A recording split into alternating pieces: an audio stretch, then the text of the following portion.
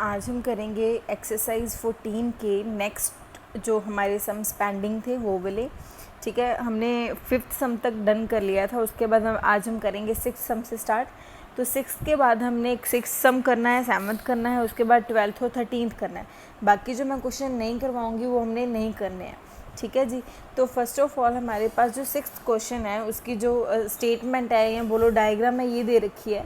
उसने बोला कि ये पहले हमारे पास एक ट्रायंगल है। ठीक है, उस ट्रायंगल को हमने इस तरफ भी एक्सटेंड कर दिया और इस तरफ भी एक्सटेंड कर दिया। ये आपको गिवन है, आपको कुछ भी करने की ज़रूरत नहीं है। ठीक है, अगर मैं इस लाइन को एक्सटेंड कर दूँ और इस लाइन को भी एक्सटेंड कर दूँ तो ये दो पैरेलल लाइंस बन जाएंगी। ठीक है, तो ये क्या बन जाएगी, ये दोनों पैरेलल लाइंस बन जाएंगी और ये लाइन क्या बन जाएगी, एक ट्रांसवर्सल लाइन बन जाएगी। जैसे हम करते थे ऐसे, ये दो पैरेलल लाइंस है और ये है जो हमारे पास ये ट्रांसवर्सल लाइन है जो इन दो पैरेलल लाइंस को क्या कर रही थी, कट कर रही थी। तो सिमिलरली हमने क्या किया, इस लाइन को भी एक्सटेंड कर लिया और इस लाइन को भी एक्सटेंड कर दिया। एक्सटेंड करने के बाद हमारे पास ये दो पैरेलल लाइंस बन गई और ये इनको कट करने वाली एक ट्रांसवर्सल लाइन बन गई। अब देखो उसने फर्स्ट बोला है कि एंगल ए सी ई निकालना है। ए सी ई एंगल बेटा क्या बनेगा, ए सी ई, मतलब ये वाला एंगल आपको निकालना है। अभी अगर ध्यान से देखो, इसको मैं अगर बनाऊं तो ये z बन रहा है। तो मैंने बताया था आपको कि जो एंगल z की फॉर्म में हो वो एंगल्स होते हैं अल्टरनेटिव एंगल। ये एंगल 80 है तो ये भी एंगल क्या होगा, 80 डिग्री। इसका रीज़न क्या होगा, because this is a alternative angle. ठीक है, तो एंगल है जो हमारे पास, इसे बोल सकते हो एंगल ए बोल सकते हो। ठीक है जी, एंगल ए है जो वो किसके इक्वल है, एंगल ए सी ई के, because these are alternative interior angles है। ठीक है, तो angle A C E is equal to angle A is equal to 80 because these are alternative interior angles. Interior angles वो हैं जो इन दो पैरेलल लाइंस के अंदर हैं। एक्सटीरियर वो होंगे जो इन दो पैरेलल लाइंस के यहाँ पे होंगे, दोनों पैरेलल बाहर होंगे। ठीक है, तो अभी के लिए हम बात करते हैं सिर्फ इंटीरियर एंगल्स की। उसके बाद उसने बोला है angle A C B find out करो, मतलब हमें एंगल ए सी बी, मतलब अभी हमने कौन सा एंगल फाइंड आउट करना है, अभी हमने एंगल फाइंड आउट करना है सी एंगल, मतलब ए सी और बी। ठीक है, अभी देखो अगर आपको ये एंगल पता चल गया, अच्छा एक और एंगल गिवन है आपको, ये वाला, ये एंगल दे रखा है आपको 35 डिग्री। ठीक है, कौन सा एंगल दे रखा है आपको, 35 डिग्री। अब देखो अगर ये 35 डिग्री है तो ये भी कौन सा एंगल होगा, ये भी होगा 35 डिग्री। अभी ध्यान से देखो ये कौन से एंगल्स होंगे। हम करते थे कि अगर ये लाइन है और ये लाइन है, ठीक है, ये एंगल और ये एंगल, ये दोनों क्या होते थे, इक्वल होते थे, because these are corresponding angles. ये कौन से एंगल्स हैं, दीज आर कोरस्पॉन्डिंग एंगल। अगर ध्यान से देखो बेटा, ये भी एक पैरेलल लाइन है, ये भी एक पैरेलल लाइन है। ठीक है, इनको कट करने वाली ये लाइन है, तो ये एंगल इस एंगल के इक्वल है, because these are corresponding angles. ठीक है जी, तो अब हम क्या करेंगे, एंगल ए सी बी है जो, sorry angle A B C, ठीक है, एंगल ए बी सी है जो वो किसके इक्वल है, एंगल ई सी डी के। ठीक है, angle A B C is equal to angle E C D. Center में हम वो वाला एंगल लिखेंगे, जैसे मैं बोल रही हूँ एंगल ई सी डी, तो मतलब ई सी डी जो आपको गिवन है, एंगल ई सी डी। ठीक है, फिर एंगल ए बी सी जो आपने निकालना है। ठीक है, तो आपके पास आ जाएगा angle A B C is equal to angle E C D is equal to 35 degree, because these are corresponding angles. ठीक है, उसके बाद बचा सिर्फ एक एंगल, कौन सा angle, angle A C B. अब ध्यान से देखो, बाकी सारा कुछ छोड़ दो, ये सारा कुछ अगर हम रब कर दें, ठीक है, अभी ध्यान से देखना, अगर सारा कुछ अब हम रब कर देंगे तो ये एक आपके पास एक ट्रायंगल बन रहा है। तो ट्रायंगल के जो तीनों एंगल्स का सम है वो किसके इक्वल होता है, 180 के। ठीक है, तो sum of angles of a triangle is 180 degree. ठीक है जी, अभी हम चैप्टर करेंगे ट्रायंगल की प्रॉपर्टीज़ वाला, उसमें आपको ये बेसिक प्रॉपर्टी सारी क्लियर हो जाएंगी। तो फर्स्ट आपको सिर्फ यहाँ तक ये याद रखना है कि जो ट्रायंगल के तीनों एंगल्स का सम है वो किसके इक्वल होता है, 180 डिग्री के। तो एंगल ए भी गिवन, एंगल बी भी गिवन, एंगल सी यहाँ से निकाल लेंगे।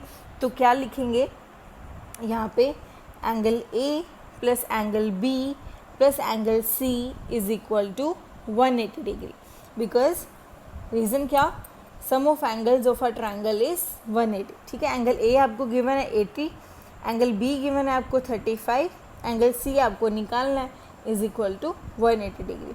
तो 80 प्लस 35 ये आपके पास क्या आ जाएगा 115 सॉरी, ठीक है जी। तो angle C is equal to 180 minus 115, इसको सब्ट्रैक्ट करोगे तो आपके पास जो सी की वैल्यू है वो आ जाएगी, ठीक है। तो ये आपका क्वेश्चन हो जाएगा क्वेश्चन नंबर 6। यहाँ से स्क्रीनशॉट ले लो बेटा, वैसे मैं नोट्स भी सेंड कर दूँगी आपको, ठीक है। तो नेक्स्ट हमारे पास है 7th सम या 7th पार्ट, ठीक है। तो 7th पार्ट में क्या है, देखो सेम वैसे ही करेंगे। एक ये पैरेलल लाइन दे रखी है आपको, एक ये दे रखी है, ठीक है।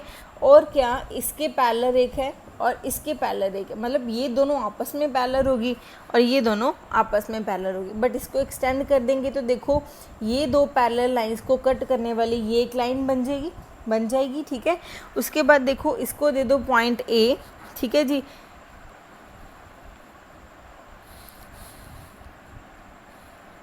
ये एंगल मान लो सी है आपके पास, सॉरी एंगल नहीं, ये पॉइंट आपके पास सी है मान लो, ठीक है। इसको ई मान लो पॉइंट, इसको बी मान लो, ठीक है। ये डी पॉइंट हो गया, ठीक है। और ये ओ पॉइंट हो गया, ये वाला, ठीक है। अब इसमें एंगल्स भी आपको गिवन होंगे, ठीक है, वो भी हम देखते हैं क्या क्या गिवन है। तो फर्स्ट ऑफ ऑल ये एंगल गिवन है, दिस एंगल इज़ 50 डिग्री, ठीक है। अब देखो बेटा ध्यान से, ये एंगल 50 डिग्री है, तो उसने बोला आपने ये एंगल निकालना है, angle E C D, means आपने ये वाला एंगल निकालना है। तो बेटा देखो ये एक पैरेलल लाइन है, ये भी एक पैरेलल लाइन है और इसको कट करने वाली ये लाइन है। तो ये भी एक पैरेलल लाइन है, ये भी, तो इसको कट करने वाली ये लाइन है। तो ध्यान से देखो ज़रा कि अगर ये 50 डिग्री है तो ये भी क्या होगा 50 डिग्री होगा। क्यों? Because these are corresponding angle. ध्यान से देखो ये एंगल अगर 50 है तो ये भी angle 50, because these are corresponding angle. उसके बाद देखो हमने एंगल तो ये फाइंड आउट करना है, तो मैंने आपको ये भी प्रॉपर्टी बता रखी है कि this angle plus this angle is equal to 180 degree. जैसे मैंने आपको बताया था सम ऑफ को इंटीरियर एंगल्स या फिर sum of consecutive angles is equal to 180 degree, ठीक है। तो ये कॉन्जिक्यूटिव एंगल्स हैं जो दोनों पैरेलल लाइंस के अंदर वाले हैं और जेड भी नहीं बना रहे वो, ठीक है। जेड वाले तो अल्टरनेटिव हो जाएंगे, पर ये जेड नहीं बना रहे, ये है कॉन्जिक्यूटिव एंगल्स। तो क्या लिखोगे, एंगल ई सी डी, ठीक है, प्लस एंगल 50, ये एंगल 50 है, इसके इक्वल आ जाएगा 180 की। इसकी प्रॉपर्टी क्या लिखोगे साथ में बेटा, रीज़न या फिर प्रॉपर्टी साथ में लिखनी ज़रूरी है। अगर नहीं लिखोगे तो आपके मार्क्स है जो डिडक्ट हो जाएंगे वहाँ से, ठीक है। हाफ मार्क्स आपका कट हो जाएगा अगर आप प्रॉपर्टी वगैरह नहीं लिखोगे तो ECD एंगल हमने निकालना है, तो क्या आ जाएगा 180 माइनस 50, तो 130 है जो आपका ये आंसर है, 130 डिग्री, ठीक है।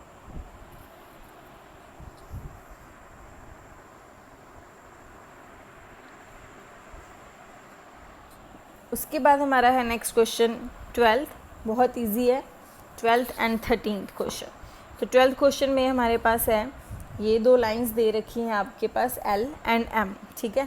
और एक दो लाइंस ये हैं, इनके ये आपस में पैरेलल है और ये दोनों आपस में पैरेलल है, ठीक है। इसको नाम दे दिया PQ, ठीक है। अब क्या इसमें एंगल्स हमने फाइंड आउट करने, उसने बोल रखा है कौन कौन से एंगल फाइंड आउट करने हैं। तो फर्स्ट ऑफ ऑल उसने एंगल दे रखा है ये 65 डिग्री, ठीक है। ये एंगल दे रखा है उसने A, ये एंगल दे रखा है B, ये एंगल है C and this is angle D, ठीक है।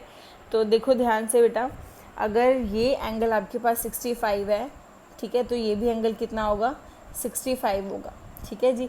क्यों होगा? Because these are vertically opposite angle. अभी ध्यान से देखना, एंगल A है जो एंगल 65 के इक्वल है, because these are vertically opposite angle. अब देखो बेटा, अगर आपको ये पता चल गया एंगल A है जो पता चल गया 65 डिग्री है, तो आप ये निकाल सकते हो ना।